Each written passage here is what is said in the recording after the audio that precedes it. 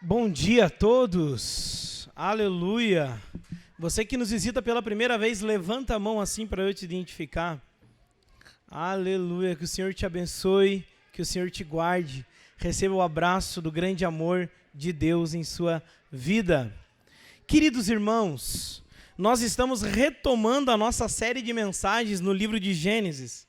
Na primeira parte, nós fizemos a exposição de Gênesis, capítulo de número 1, ao versículo 11. Quem lembra diz glória a Deus. E hoje, depois de nós trabalharmos as parábolas de Jesus, pregarmos as parábolas de Jesus, nós retornaremos à parte B da segunda parte do livro de Gênesis, que vai do capítulo 12 até o capítulo 50. O nosso objetivo em expor esse livro é porque ele é muito importante para a nossa fé.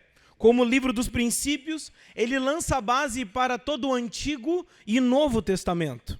Também talvez seja por isso que Gênesis seja um dos livros mais atacados pelos incrédulos, pelos ateus e pelos inimigos do Evangelho, uma vez que ele lança o fundamento para todo o restante da narrativa bíblica. Para retomar a parte B da série Gênesis para você, eu convido a igreja a abrir a Bíblia comigo no capítulo de número 11, verso 27, até o capítulo 12, no verso 9. Quem vai abrir diz amém. Vamos juntos então, meus irmãos, à leitura do texto bíblico.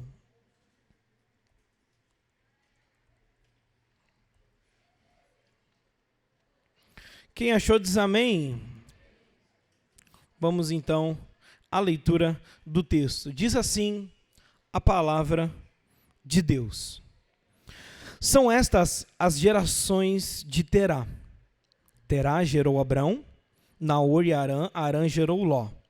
Arã morreu na terra de seu nascimento, em Ur dos Caldeus. Estando Terá seu pai ainda vivo, Abraão e Naor tomaram para si mulheres. A mulher de Abrão se chamava Sarai, e a mulher de Naor, Milca, filha de Arã, que foi pai de Milca e de Isca. Sarai era estéril, não tinha filhos. Terá tomou Abraão, seu filho, e Ló, filho de Arão, filho de seu filho, e Sarai, sua nora, mulher de seu filho Abrão. E saiu com ele de Ur dos Caldeus para ir à terra de Canaã. Foram até Arã, onde ficaram. E havendo Terá vivido 205 anos ao todo, morreu em Arã. O Senhor, então, capítulo 12, verso 1, disse a Abraão: saia da sua terra, da sua parentela e da casa de seu pai, e vá para a terra que lhe mostrarei. Farei de você uma grande nação, o abençoarei, o engrandecerei, o seu nome seja uma bênção. Abençoarei aqueles que o abençoarem, e amaldiçoarei aquele que o amaldiçoar. Em você, Abraão, serão benditas todas as famílias da terra. Partiu, pois, Abrão como o Senhor lhe havia ordenado, e Ló foi com ele. Abrão tinha 75 anos quando saiu de Arã. Abrão levou consigo a sua mulher Sarai e o seu sobrinho Ló, todos os bens que haviam adquirido e as pessoas que lhe foram acrescentadas em Arã. Partiram para a terra de Canaã e lá chegaram. Abrão atravessou a terra de Siquém até o carvalho de Moré. Nesse tempo, os cananeus ainda habitavam nessa terra. O Senhor apareceu a Abrão e lhe disse: darei esta terra à sua descendência. Ali Abrão edificou um altar ao Senhor que lhe tinha aparecido. Passando dali para o monte leste de Betel, armou a sua tenda, ficando Betel a oeste e Ai a leste. Ali edificou um altar ao Senhor e invocou o nome do Senhor. Depois Abrão partiu dali, indo sempre na direção do Neguebe. Oramos. Senhor Jesus, não estamos diante apenas de fatos históricos. Estamos diante da palavra de Deus. Estamos diante daquilo que tem poder de mudar a nossa vida para sempre. Aquilo que tem poder de nos fazer sairmos daqui e mudar a nossa vida por completo. Obrigado, Senhor. Criastes o mundo pela sua palavra, formastes o homem pela sua palavra, criastes a igreja pela sua palavra, sustentas a igreja pela sua palavra. E nessa manhã, ministre ao coração do seu povo a sua palavra e que saiamos daqui mais parecidos com Jesus. Que o meditar do meu coração seja agradável a ti, Senhor. Em nome de Jesus. Quem crê, diz amém. Gênesis significa começos ou origens. O escritor foi o legislador Moisés. E ele foi escrito aproximadamente há 1500 anos antes de Cristo. Gênesis é o primeiro livro do chamado Pentateuco, dos 5 primeiros livros da Bíblia, de autoria de Moisés. Sem dúvida, o livro de Gênesis foi escrito no deserto. Ele é o 4º maior livro da Bíblia e cobre mais de 2500 anos de história da humanidade. Gênesis pinta o primeiro capítulo da vida. Aqui, na verdade, está a verdadeira história de como todas as coisas começaram a acontecer. Aqui está o portal imponente da grandiosa estrutura de toda a Bíblia. Aqui está a introdução do homem, a magnificência do Deus Todo-Poderoso. Aqui está também a triste história da introdução do pecado na humanidade. O livro de Gênesis pode ser dividido em 2 grandes seções. Primeira seção, capítulo 1 ao 11. Segunda seção, do capítulo 12 ao 50. Como vimos, e fazendo uma breve retrospectiva, nos capítulos 1 ao 11, conta a definição da história do início da humanidade, do cosmos, a história básica de toda a Bíblia. Vimos até aqui que Deus criou todas as coisas e fez os seres humanos à sua imagem para governar o mundo em seu nome. Mas no capítulo 3, nós vemos os seres humanos escolhendo o pecado e a rebelião e o mundo ficando fora de controle, tomado em um ciclo de violência e morte, levando à rebelião e à dispersão do povo na Babilônia.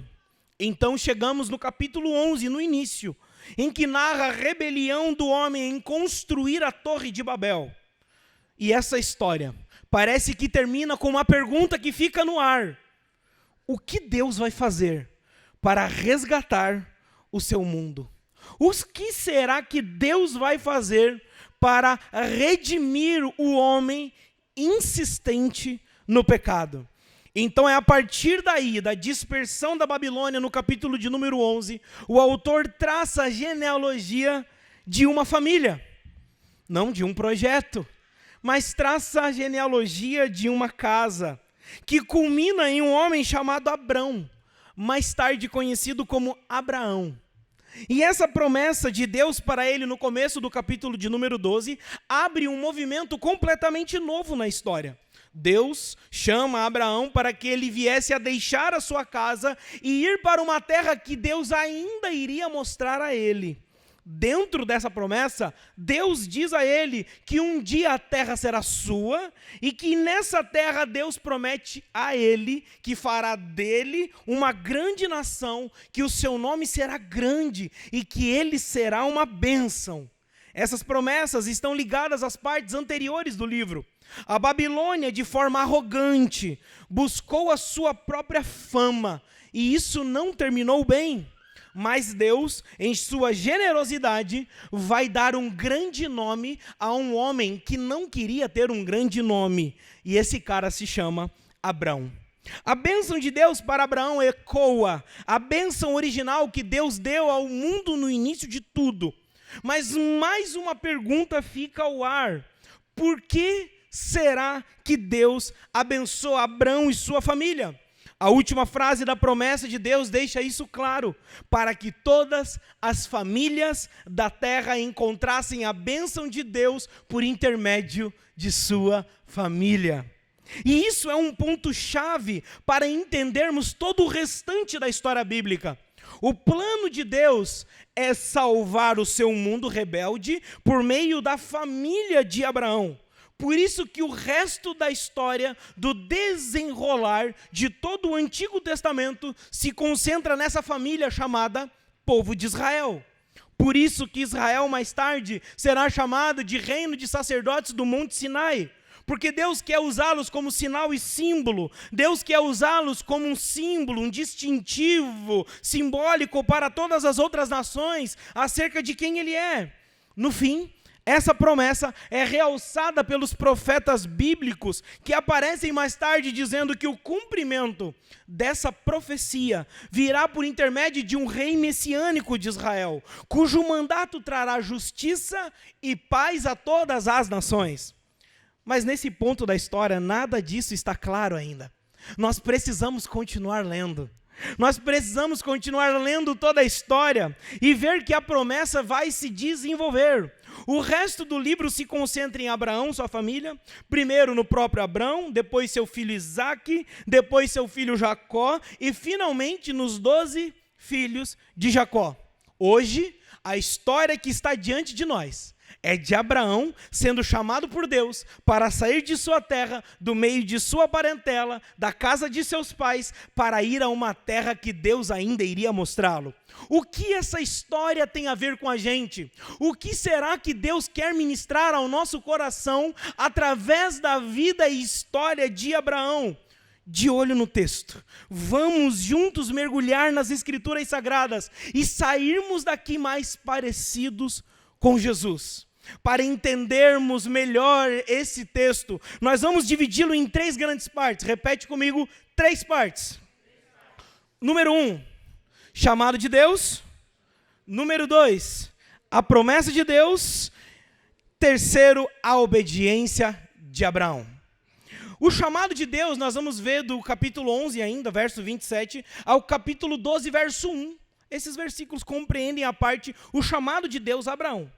A segunda parte, a promessa de Deus, nós vamos ver que é do versículo 2 e 3 do capítulo 12. E a terceira parte da nossa mensagem de hoje, nós falaremos sobre a obediência de Abraão, capítulo 4 ao verso 9. Formando assim um ciclo que é: Deus chama, Deus promete, o homem agarrado na promessa divina obedece. De olho no texto, versículo de número 1 diz assim a palavra de Deus. O Senhor disse a Abraão: saia de sua terra, da sua parentela, da casa do seu pai, e vá para a terra que lhe mostrarei. A história da criação começa com Deus falando a um mundo sem forma e vazio, e todas as coisas vindo a existir. Da mesma maneira, a história de Abraão começa Deus falando a um homem que vivia em uma geração sem a forma de Deus e vazia da graça, e toda a história de Abraão e da família que carrega a promessa da redenção passando a existir. Acontece, meus irmãos, que o que Deus fala com Abraão, o Deus que fala com Abraão é o Deus Javé, é o Deus da aliança. E podemos destacar 3 princípios importantes somente sobre o versículo de número 1 do capítulo de número 12. Você que gosta de anotar, eu vou ser paciente com você, você pode anotar agora se você quiser. 3 princípios só no capítulo 1, ali do versículo 12. Primeiro princípio, quando Deus fala, é uma ordem e não um conselho. Quando Deus fala, é uma ordem e não um conselho. Segundo princípio, uma nova história só se inicia a partir da palavra de Deus. Uma nova história só se inicia a partir da palavra de Deus. Terceiro princípio, quando Deus nos chama para uma nova história, precisamos romper com os ídolos do passado. Repetindo, quando Deus fala é uma ordem, não um conselho. Uma nova história só se inicia a partir da palavra de Deus. E quando Deus nos chama para uma nova história, precisamos romper com os ídolos do passado. Então, primeiro princípio, por que Deus, quando fala, é uma ordem e não meramente um conselho? Primeiramente, por causa de quem Deus é. Existe um atributo que atravessa as páginas do Antigo e Novo Testamento, que é o atributo de Senhor. No início de Gênesis, por exemplo, vimos Deus como Senhor Criador dos céus e da terra. No segundo livro da Bíblia, nós vemos Deus se apresentando a Moisés como Senhor libertador, libertando o seu povo da escravidão, das garras do Egito. E nas graciosas páginas do Novo Testamento, nós vemos Deus se revelando perfeitamente em Jesus Cristo, fazendo coro com o que o apóstolo Paulo diz aos Colossenses, capítulo de número 1, versículo 15, que Jesus Cristo é a imagem perfeita de quem Deus é. Deus se revela como Senhor e Salvador perfeitamente em Jesus, que salva o seu povo escolhido do castigo eterno. Perceba, todas as formas que Deus age na terra, Ele nunca abandona o seu atributo, a sua identidade de Senhor. Por isso que quando Deus chama Abraão, Ele ordena que ele saia, e não o pergunta se ele quer sair. Por isso que aqui o verbo hebraico saia é uma ordem, é imperativo. Não é Abraão, o que você acha de sair? O que você acha que é uma ordem que Deus está dando? Saia da sua terra. Essa palavra expressa uma ordem vinda do próprio Deus a Abraão. Na teologia, nós chamamos isso de vocação eletiva. Pastor, me traduz o que é isso? O que é vocação eletiva? Vocação eletiva é o fato de Deus nos chamar antes mesmo de pensarmos em ir em direção a Ele. Olha, você está saindo do culto aprendendo teologia, hein? Repete comigo, vocação eletiva é o fato de Deus nos chamar antes mesmo de nós pensarmos em ir em direção a Ele. Maravilhosa graça. Deus soberanamente, não por causa de Abraão, mas por causa do próprio Deus e seu propósito na terra, chama Abraão, apesar de Abraão, em tom de convocação, para que Abraão saísse da sua terra e fosse em direção às promessas gloriosas de Deus. Segundo princípio importante ainda no versículo de número 1, é que uma nova história só se inicia a partir da palavra de Deus. Irmãos, entendam uma coisa. Não há nada novo, nem coisa nova no mundo que não seja iniciada, se não for pela palavra de Deus. Deus falou a Abraão, e isso bastava para ele mudar a sua história e o rumo da história da humanidade.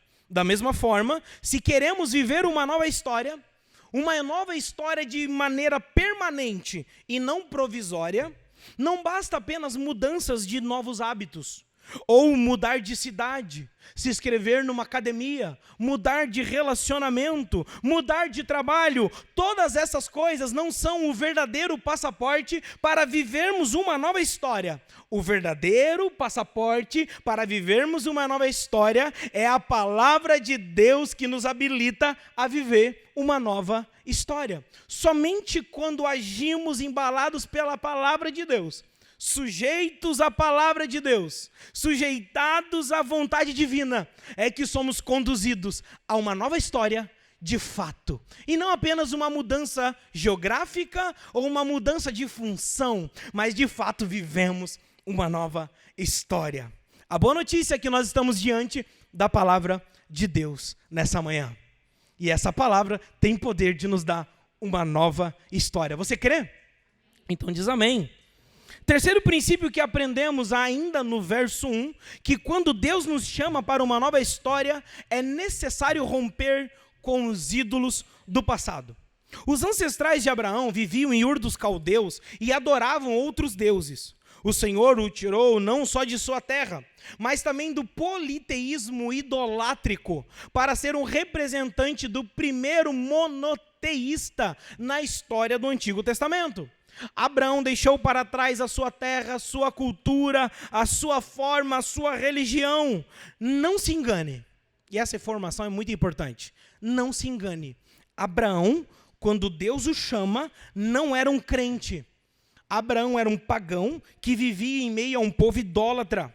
Quando Deus chama Abraão para sair de sua terra, do meio de sua parentela, não era apenas uma mudança geográfica, mas um chamado de Deus em sua vida para mudar o seu coração. Da mesma forma, quando Deus nos chama pelo Evangelho, para rompermos com as estruturas de conforto, com as estruturas de segurança, Deus tem o objetivo de transformar o nosso coração. Pois o chamado do Evangelho em nossas vidas deve provocar uma mudança de lugares que frequentamos, a forma de como pensamos, a maneira de como nos relacionamos uns com os outros e até a forma de como sentimos e aspiramos a vida. O gracioso da parte de Deus é que Ele não apenas exige que abandonemos os ídolos, mas Deus fornece os meios de graça para que nós consigamos obedecer a sua palavra.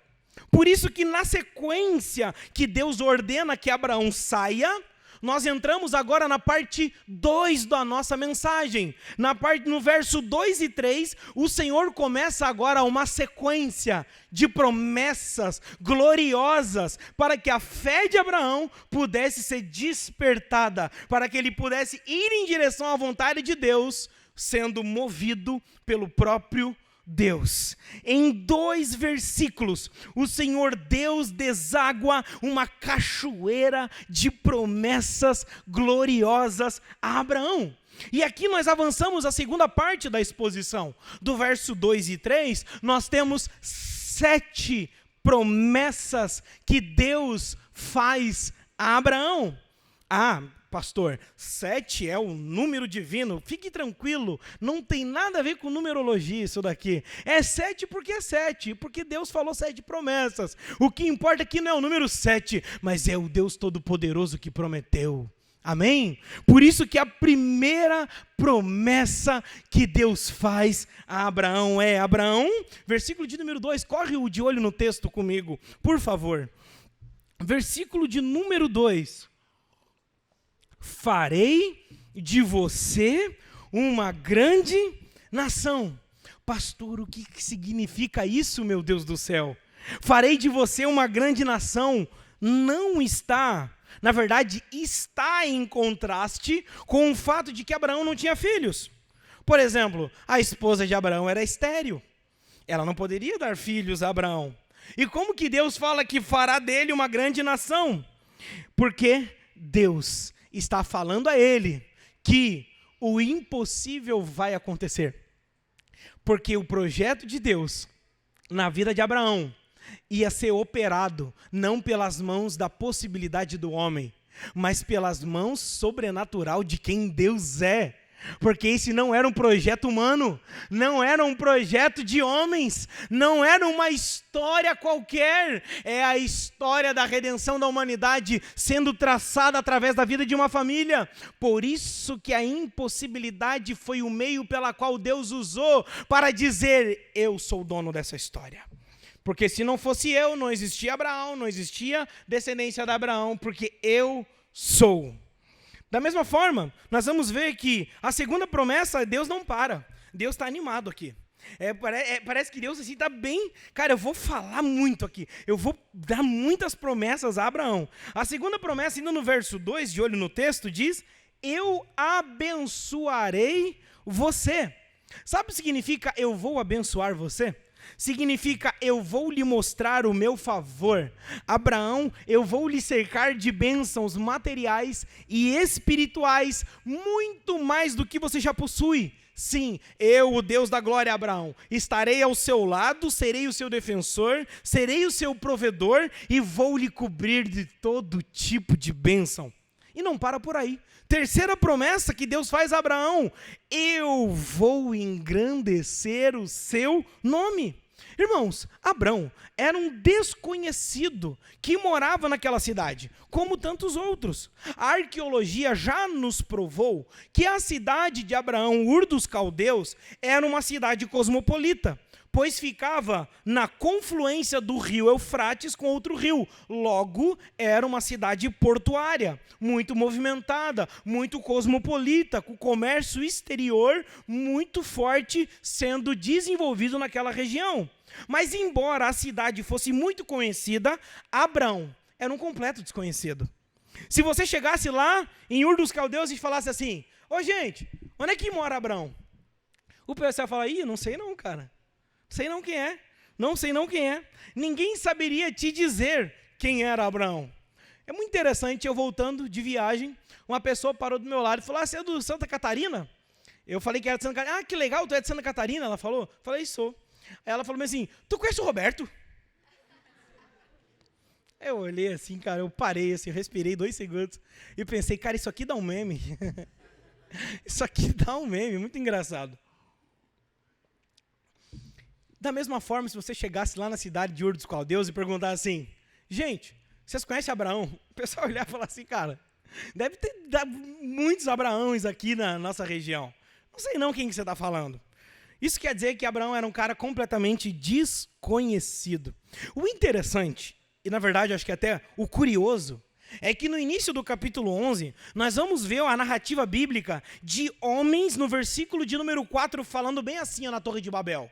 Vamos construir uma torre, e para que ela chegue até os altos céus, e que nós tornemos famosos os nossos nomes.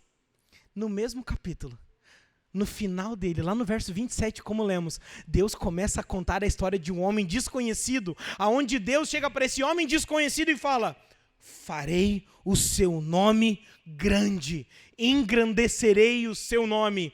Em Babel, homens queriam ser conhecidos e foram levados à ruína. Em Abraão, um homem desconhecido, foi levado a um nome que Deus soprou para o mundo inteiro, por causa da promessa divina sobre a vida dele. É muito interessante que a gente chega agora na 4ª promessa. E aqui no nossos textos está dizendo bem assim na NAA, seja uma bênção. Esse imperativo, seja uma bênção na 4ª promessa, significa que Abraão, aquelas bênçãos que eu prometi que lhe daria a você, não são somente para você. É como assim, Abraão, 3 promessas estou falando para você. Aí Abraão tipo assim, nossa, eu sou um máximo. Agora Deus está falando, não Abraão, não tem a ver com você não. É através de você, Abraão. Outras pessoas serão abençoadas. O plano de Deus ia além das pessoas. E além de apenas uma nação étnica. Envolvia um plano muito maior, que ainda estava velado e que logo seria desvelado pelas páginas do Novo Testamento. 5ª promessa, Deus diz no verso 3, em você, Abraão, serão benditas todas as nações da terra. É um culto de promessa hoje, né? Meu Deus, é força de promessa. Deus estava animado aqui, gente. Deus disse, em você serão benditas todas as nações da terra. Vocês podem imaginar o espanto de Abraão. Deus aparece para ele dizendo tudo isso. Como será que ele não ficou? Então essa foi uma promessa de Deus a Abraão. Essa promessa pode ser entendida de 2 maneiras. Abraão, através de você eu vou abençoar todas as nações. Ou simplesmente, Abraão, eu estou te colocando como cabeça de uma nova humanidade. Eu estou te colocando como o princípio de um novo povo, na qual todas as pessoas que participarem da sua linhagem serão abençoadas. Nós não precisamos escolher entre as 2 interpretações, porque ambas cabem perfeitamente. O ponto é que Deus não somente iria abençoar Abraão, mas que através de Abraão, por meio dele, as nações do mundo seriam abençoadas. É claro. E aqui eu tenho que dar um spoiler. Eu tenho que dar um spoiler a todos vocês. É claro que aqui está uma referência clara a Jesus, o Cristo. Aqui é uma referência ainda velada para Abraão, mas para nós que temos o Antigo e o Novo Testamento, é uma revelação clara de que é Jesus Cristo, que é aquele pela qual virá da descendência de Abraão e que vai abençoar todas as nações. Mas ainda é muito cedo para Abraão entender isso. Por isso que Abraão sai pela fé, porque Deus não havia revelado tudo a ele. Então Deus vai abençoar todos os povos, porque dele viria o Salvador prometido, que haveria de vencer a serpente, vencer o pecado que foi cometido no jardim do Éden. E a gente chega à penúltima promessa. Versículo 3 ainda diz, abençoarei os que te abençoarem. Essa bênção que Deus promete será para todas as nações. Ela é condicionada. Agora, a maneira de como as nações irão tratar Abraão. Abraão, em ti serão benditas todas as nações da terra. Isto é, aqueles que te abençoarem, Abraão, aqueles que reconhecerem que tu és o meu escolhido, terão as mesmas bênçãos que eu falei sobre ti. E agora a 7ª promessa. E Deus termina, parece que mal-humorado. Né? E Deus fala bem assim, amaldiçoarei quem te amaldiçoar. Pô, 6 promessas, só coisa boa, né? Aí na 7ª promessa, Abraão, quem te amaldiçoar vai se ver comigo. Eu vou amaldiçoar. O que a gente aprende aqui entre a 6ª e a 7ª promessa? Deixa eu colocar no liquidificador isso aqui e fazer um mix desses dois de entendimento para nós aqui, construir um mosaico de sabedoria. Note a diferença. Abençoarei os que te abençoarem, plural, 6ª promessa. Amaldiçoarei o que te amaldiçoar, singular, 7ª promessa. O que isso significa? Que Deus está muito mais interessado em abençoar do que amaldiçoar.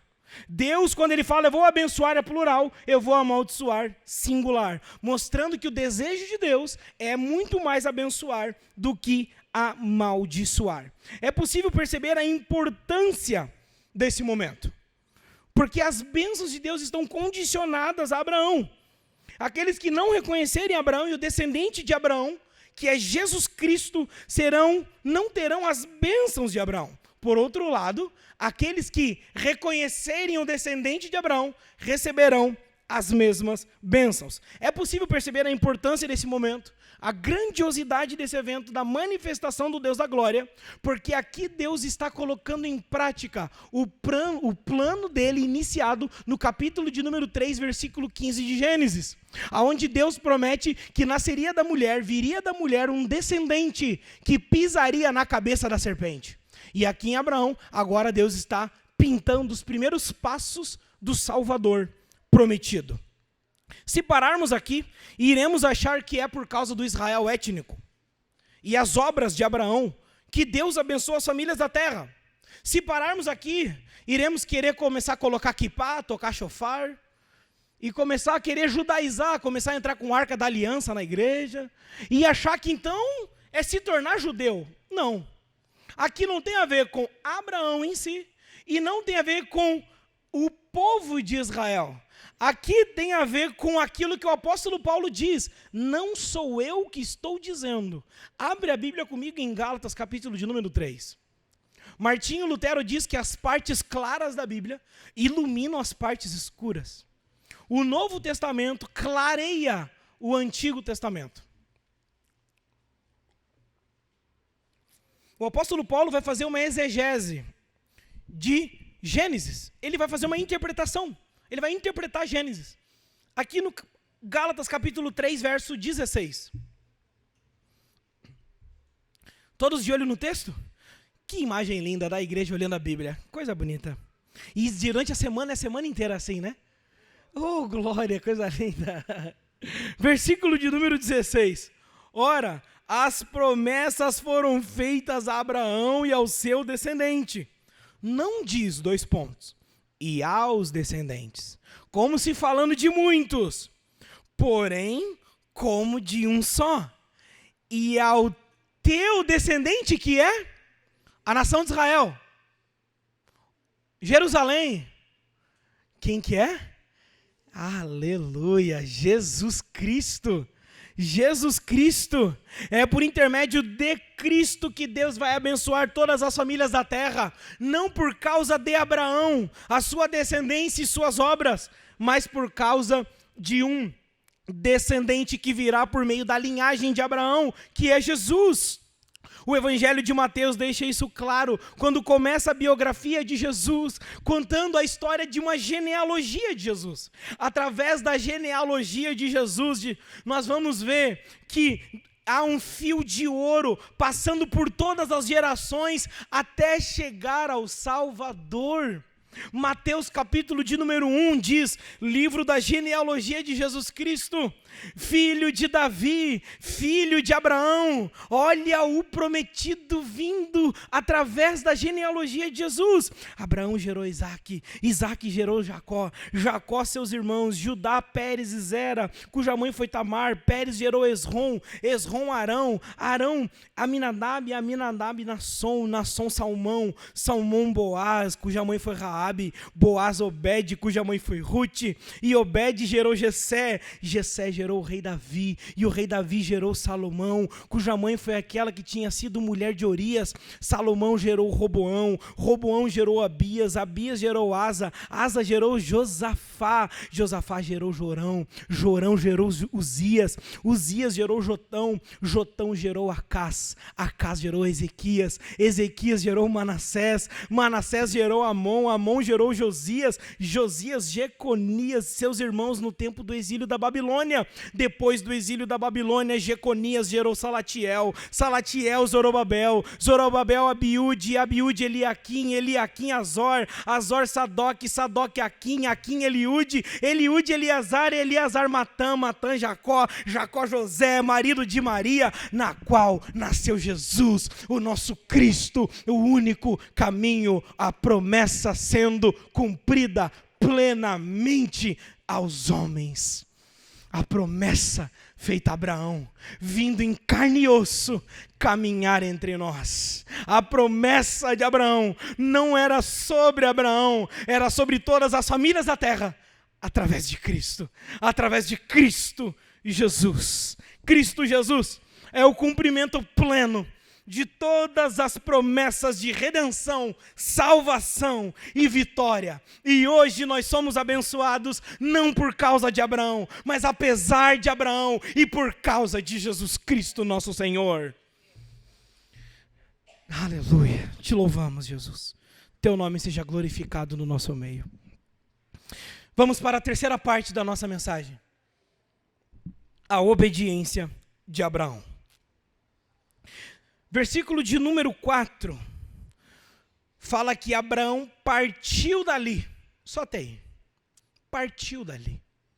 Depois de todas essas promessas, e depois da ordem de Deus, ele parte. Deus aparece numa visão impressionante a Abraão e fez essas promessas.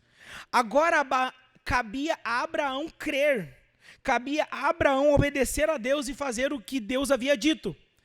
E é exatamente o que Abraão faz. Partiu, pois, Abraão, como o Senhor lhe havia ordenado. E agora é uma sucessão de atos de obediência de Abraão, como resposta a Deus. Sabe por quê, meus irmãos? A fé. Olhe para o irmão que está do seu lado e diga assim, a fé. Agora como crente. Porque a fé leva à obediência. A fé leva ao cumprimento da vontade de Deus. Aleluia. Tiago 2,26 diz assim, porque assim como o corpo sem espírito é morto, assim também a fé sem obras é morta. A fé de Abraão nas promessas de Deus o conduziu à obediência a Deus. A fé e obediência formam uma só unidade. Assim como não há fé sem obediência, não há verdadeira obediência sem fé. E o primeiro ato de obediência de Abraão não foi questionar, mas obedecer. No texto que lemos, nós vemos Abraão brigando com Deus? Nós vemos Abraão fazendo caso, falando assim, não pai, não, daí não dá. Não, eu tenho que sair do meu conforto. Não, daí não dá, Deus. De forma alguma. Você já parou para refletir o que Abraão teve que abandonar? Deixa eu te contar um pouquinho. Abraão deixar o lugar onde estava implicava em sair de uma zona de segurança, ou seja, sair da sua terra natal. Além disso, Abraão precisava abandonar um ambiente confortável. Ele precisava deixar a casa de seus pais. E ele também precisava deixar para trás um ambiente socialmente familiar, sair do convívio da sua parentela. E mesmo assim, em nenhum momento, Abraão fez caso com Deus. Nós, seres humanos, temos a nossa zona de conforto social, não é verdade? Nós temos a nossa zona de conforto social. Nós temos a nossa zona de conforto financeira. Nós temos a nossa zona de conforto familiar. Abraão foi chamado por Deus para deixar para trás tudo isso e ir em direção à vontade de Deus. Pastor, o que você está querendo dizer? Parece que está querendo dizer alguma coisa. Deixa eu te dar uma boa notícia, meu irmão. O evangelho em nossas vidas tem um chamado. E o chamado do evangelho em nossas vidas é muito parecido com o chamado de Deus a Abraão. Pois sermos cristãos implica em obediência ao evangelho em nossas vidas. O chamado do Evangelho em nossas vidas nos chama a amar a Deus acima de todas as coisas e amar ao próximo como a si mesmo, que é a prática das boas obras. O que seria essa prática das boas obras? As boas obras são todo o cumprimento da vontade de Deus, tudo aquilo que Ele nos pede na sua palavra. Sejam preceitos que regulam a nossa conduta diante de Deus, do próximo e da sociedade. Portanto, assim como Abraão foi conduzido por Deus a confiar nas promessas divinas, e por confiar nessas promessas, essa confiança foi traduzida em obediência. Ouça com atenção, da mesma forma, irmãos, o Evangelho nos chama a confiar na obra de Jesus, e essa confiança deve ser traduzida em obediência. Abraão foi chamado por Deus para ir em direção a uma terra que ele ainda não havia conhecido, para que as famílias da terra fossem abençoadas. Da mesma forma, o Evangelho nos chama para ir em direção por toda a terra, para pregar o Evangelho todo, para todas as pessoas, até que todos o conheçam que Jesus Cristo é o único caminho da salvação. Você pode começar a cumprir esse chamado hoje, isso mesmo. Você pode começar a enxergar seus vizinhos, seus companheiros de trabalho, seus clientes, seus amigos, o moço do sinal, o seu chefe, seus colegas da faculdade. E você pode começar a enxergar eles como um lugar para pregar o Evangelho, ao ponto de que as pessoas comecem a querer vir na igreja por causa da pregação do Evangelho de Deus através da sua vida. Irmãos, nós precisamos traduzir a nossa obediência, a nossa fé em obediência, porque fé sem obras é morta. Me diz quais são suas prioridades e eu te digo qual é a sua verdadeira confissão de fé. Me diz a forma como você lida com o seu tempo e eu te digo o Deus que você está adorando aqui em todos os domingos. Me diz quais são os seus amores, o que você aspira na vida, e eu te digo o Jesus que você ama. Me diga a forma como você se relaciona com os outros, e eu te digo o Jesus que você confessa. Me diga a prioridade que você dá à igreja de Jesus, e eu te digo o seu verdadeiro comprometimento com a Bíblia. Pois Deus amou a igreja a tal ponto que morreu por ela. Se Deus, que ama, morre pela igreja, o que somos nós para ver a igreja apenas como um encontro social? Como algo que eu posso faltar no domingo e ficar com a consciência leve? Não entendendo que é mandamento congregar. Que é pecado não cultuar a Deus. Que é pecado, meus irmãos. Hoje na nossa sociedade líquida, como diz Zygmunt Bauman, a nossa sociedade é líquida, os amores são líquidos. Se você fala de compromisso, de até que a morte nos separe, parece que é xingamento. É xingamento. Um jovem hoje cristão que quer casar, meu Deus, vocês são muito jovens, tem que viver mais a vida. Não, gente, onde que o mundo vai parar? Chesterton, no século XX, disse que chegará o tempo onde nós teremos que provar que a grama é verde. E esse tempo já chegou. A gente tem que dizer para evangélico, presbítero Eric. A gente tem que dizer para evangélico que tem que congregar, que tem que amar a igreja. A gente tem que dizer para crente que orar é importante. Você tem noção disso? Que 89,5% dos seus problemas seriam resolvidos se você acordasse pela manhã, não abrisse o celular, abrisse a Bíblia e orasse todos os dias. Todos os dias. Eu não estou com vontade. Ora. A gente vai para a academia sem vontade, porque a gente quer ficar com o corpo bonitão, porque a gente quer ficar sarado, não é verdade? E por que a gente não ora, mesmo sem vontade? Porque a gente não quer ficar com o espírito bonito, a gente quer ficar com o corpo para se mostrar para os outros, mas o espírito está feio e fraco. Oh, meus irmãos, a gente dá prioridade para tudo. A gente dá prioridade para todas as coisas. E diante de Abraão, quando eu olho Abraão, e eu tenho que aplicar essa mensagem para nós aqui nessa manhã, eu olho, que desculpa que a gente está dando. Abraão era um pagão, idólatra, que só teve um contato com Deus, e foi o suficiente para mudar a vida dele inteira. Nós estamos aqui, quantos domingos, quantos anos você é crente? Se você é crente há 1 ano, você já foi a pelo menos 53 cultos de domingo. Você já teve 53 encontros com Deus. Oh, meu Deus do céu. Fora os encontros com Deus, fora os grupos de discipulado, fora a Bíblia na nossa frente. Gente, Abraão não tinha Bíblia. Abraão não tinha Bíblia na frente dele. Ele tinha uma visão, que foi só naquele momento. E depois Deus vai aparecer para ele lá na frente. Quanto mais a gente precisa para obedecer a Deus, o que mais a gente precisa? O que mais a gente precisa para obedecer a Deus? Deixa eu te dar o que a gente precisa para obedecer a Deus. Amar a Deus. Simples. Se nós amamos a Deus, nós obedecemos a Ele. Assim como um filho que ama o seu pai, ele quer obedecer ao seu pai. Pastor, me dá estratégia para mim obedecer a Deus no século 21. Amar a Deus.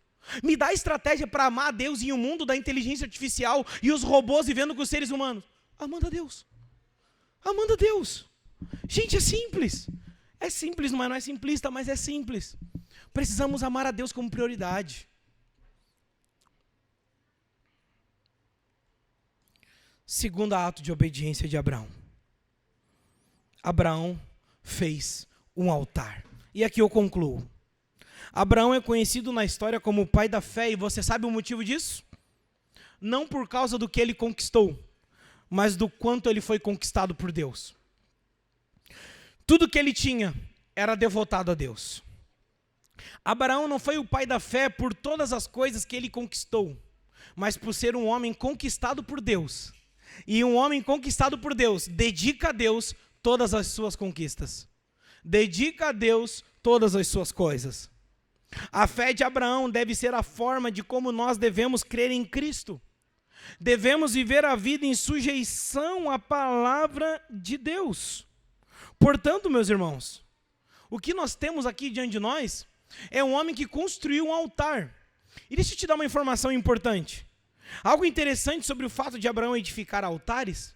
Você sabia que as únicas estruturas visíveis que Abraão deixava para trás não eram estruturas de suas tendas, de seus gados, de suas riquezas? As únicas estruturas que Abraão deixava para trás eram as estruturas dos altares que ele levantava?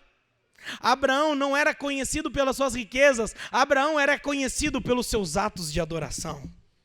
Portanto, quando as pessoas lembram de você, como que você quer ser lembrado na terra? Por uma pessoa que conquistou muito ou por uma pessoa conquistada por Deus? Como que você decide? Você quer ser Abraão ou você quer ser Ló? Você quer pensar nos céus ou quer pensar no seu ventre?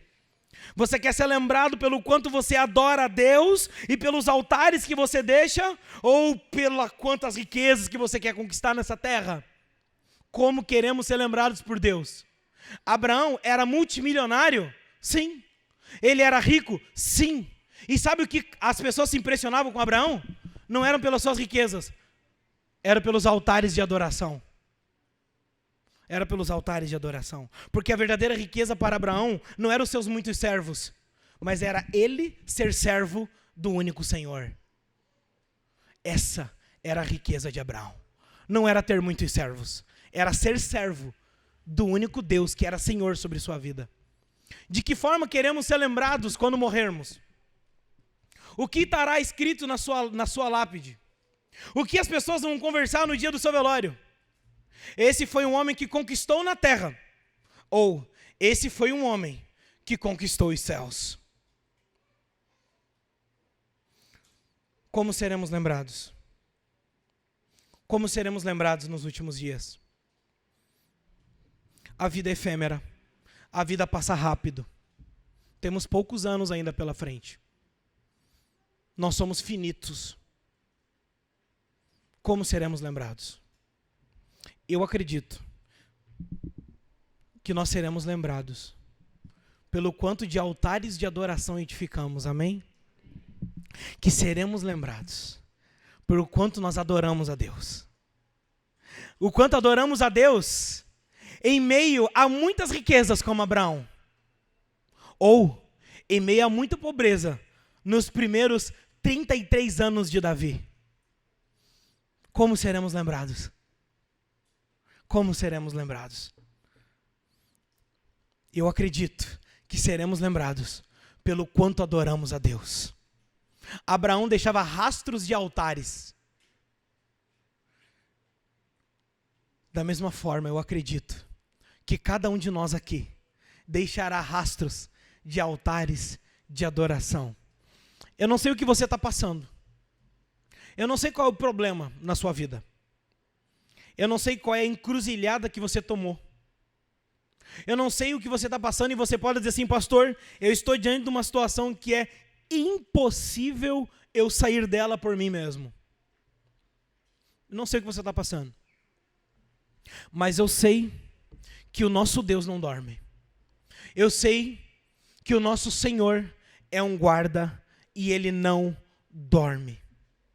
E eu acredito que por intermédio de todas as dificuldades que passamos, ainda assim, Deus nos chama à obediência.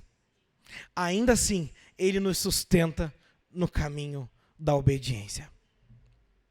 Você pode dizer assim, pastor, eu não consigo obedecer. Pastor, eu não consigo. Pastor, você está falando para mim, eu acredito nisso. Você está falando e pastor, eu boto fé nisso, pastor. Pastor, eu não tenho problema algum de reconhecer isso.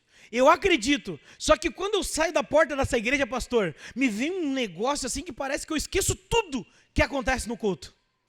Parece que a minha vida entra em, é uma vida na igreja, outra vida na semana. Pastor, eu não consigo obedecer a Deus. Deixa eu te dar uma boa notícia. A verdadeira obediência a Deus vem por causa do poder de Deus em nosso coração.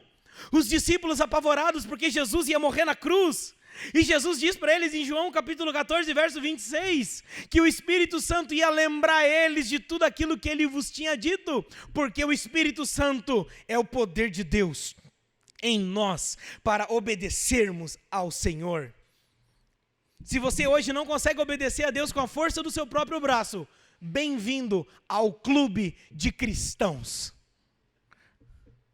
Porque a verdadeira obediência a Deus não é fruto do moralismo, mas é fruto da graça de homens e mulheres que não conseguem obedecer sozinhas. E Deus vem e pega na mão e fortalece e renova e enche de promessa, anima o nosso peito com as promessas do Evangelho para que nós possamos obedecer a Deus. As promessas do Evangelho são maravilhosas para nós. Assim como Deus prometeu a Abraão 7 promessas que fez ele ter fé para obedecer a Deus, da mesma forma, o Evangelho nos traz a promessa, sabe qual? Salvação e vida eterna. Você pode sofrer 80 anos nessa vida, mas é melhor, porque você vai passar a eternidade inteira com o Senhor. A promessa para o cristão não é comer o melhor dessa terra antes da volta de Jesus. A Bíblia é clara. Você quer me seguir, tome sua cruz, negue-se a si mesmo e me siga. O melhor dessa terra é Cristo. E quando Ele voltar, Ele vai enxugar dos nossos rostos todas as lágrimas. E estaremos com Ele para sempre. Portanto, que os seus joelhos fracos sejam fortalecidos, a sua mão fraca seja fortalecida. E que assim como Deus chamou Abraão à obediência por intermédio da fé, Deus chama o seu coração fraco nessa manhã a obedecer a Deus pela fé. Em nome de Jesus. Aquele que crê diz amém.